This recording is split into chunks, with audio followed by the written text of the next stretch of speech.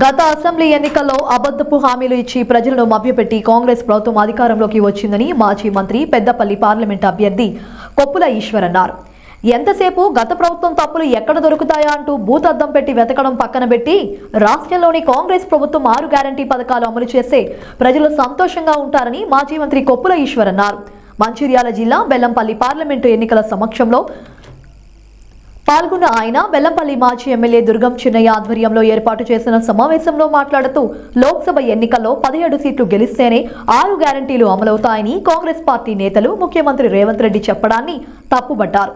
గత అసెంబ్లీ ఎన్నికల్లో పూర్తిగా అబద్ధాలు ప్రచారం చేయడం వల్లే రాష్ట్రంలో కాంగ్రెస్ ప్రభుత్వం అధికారంలోకి వచ్చిందన్నారు.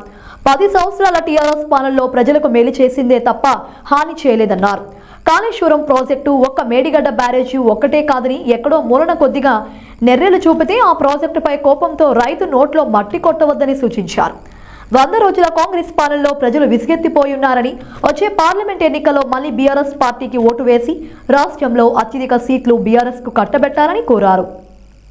చిన్న చిన్న గ్యాప్స్ ఉన్నాయో వాటిని ఆసరా చేసుకొని వాటి మీద కాన్సన్ట్రేషన్ చేసి మనం చేసే మంచి పనిని కూడా తప్పులాగా చూపించేటువంటి ప్రయత్నం చేసింది, అబద్ధాలు ప్రచారం చేసింది, అదేవిధంగా అబద్ధాలను నమ్మేటట్టు చేసింది. నమ్మినటువంటి ప్రజలు ఓట్లు కూడా వేసేటువంటి పరిస్థితి మొన్న ఎన్నికల్లో వచ్చింది. గదే ప్రధాన కారణం. ఆయన ఇలా ఉన్న ముఖ్యమంత్రి రేవంత్ రెడ్డి మాట్లాడిన మాటలు మనం ఒకసారి వెనక చూస్తే ప్రజలు నిజం నమ్మరా మాకు కూడా తెలుసు. అభివృద్ధి గురించి మాట్లాడారు, వాళ్ళు ఎక్కడన్నా మాట్లాడలే. ఏం మాట్లాడారు? కుటుంబ పాలన గురించి మాట్లాడారు, అవినీతి గురించి మాట్లాడారు. అవినీతి మరి ఏదిరా ఎక్కడైనా నిరూపిస్తామంటే దానికి గవాయి లేదు, సుబూతు లేదు. కానీ లక్షల కోట్ల అవినీతి జరిగిందని మాత్రం ప్రచారం చేసింది. నిజంగా ఇది నిజమా? అమాయకమైనటువంటి పాపం ప్రజలు ఇది నిజమే అని నమ్మి ఇచ్చినటువంటి 6 హామీలను కూడా చేస్తారు కావచ్చని నమ్మి వీళ్ళు చేసే కాడికి చేసిండు, వీళ్ళు ఇంతకంటే మంచిగా చేస్తారు కావచ్చు, 2 సార్లు ఉన్నారు కదా, 3వసారి ఈ ఆడవాళ్ళకు కళ్యాణ లక్ష్మి కేసీఆర్ గారు ₹1,00,000 ఇచ్చారు, మంచిదే.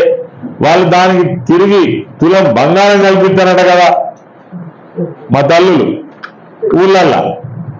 ఓ ₹1,00,000 ఒకడ పెట్టి తులం బంగారం ఒకడ పెడితే అవి ఆ రెండింటిలో ఏం తెచ్చుకుంటావమ్మా అంటే పోయి తులం బంగారం మీద ఇస్తారు తప్ప ₹1,00,000 లేరు మా వాళ్ళకి. ఎందుకంటే మా ఆడపడుచులకు అక్క చెల్లెళ్లకు బంగారం అంటే అంత మక్కువ. ఇలా లేడీస్ ఒక్కసారి ఆలోచనలు పడిపోయి నెలకు ₹2,500 మహిళా భృతి ఇస్తారట, ఫ్రీ బస్ ఇస్తారట, 200 యూనిట్ల కరెంటు బిల్ లేదట, 500కే గ్యాస్ సిలిండర్ అట. ఇవన్నీ చెప్పేటాళ్ళకి ఏమైందంటే వాళ్ళు చెప్పేటి నిజమైనవి, మనం చెప్పేటి చిన్నగా అయినాయి, మనం చేసినవి చిన్నగా అయినాయి. మరి ఈ నిమిషానికి కూడా దేశంలో ఎక్కడన్నా కేసీఆర్ గారు అమలు చేసినటువంటి ఈ పథకాలు ఉన్నాయంటే ఎక్కడ కూడా లేవు.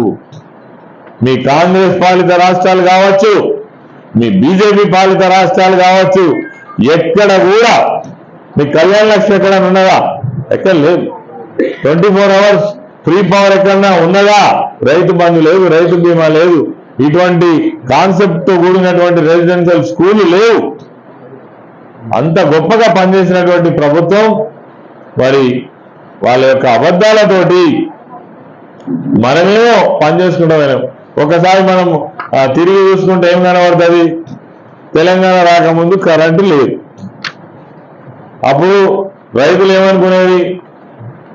అప్పుడున్న ప్రభుత్వాన్ని, అయ్యా మా బోరు మేమే వేసుకుంటాం, మా బావి మేమే తవ్వుకుంటాం, మీ దయ జర కరెంట్ ఇయ్యండి అని అడిగేది.